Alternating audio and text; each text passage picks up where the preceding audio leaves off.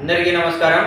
ఈరోజు కోయిలగుంట్ల వాస్తవ్యులైన గడ్డం వెంకట సుబ్బలక్ష్మి గారి జ్ఞాపకార్థం వారి కుటుంబ సభ్యులు వికీ ఫౌండేషన్ తరఫున కోయిలగుంట్లలో ఉంటున్న నిరాశ్రయులకు ఈరోజు అన్నదాన కార్యక్రమం ఏర్పాటు చేశారు. కావున వెంకట సుబ్బలక్ష్మి గారి ఆత్మ శాంతించాలని మనస్ఫూర్తిగా కోరుకుంటూ ఈరోజు అన్నదాన కార్యక్రమం ప్రారంభిస్తున్నాం.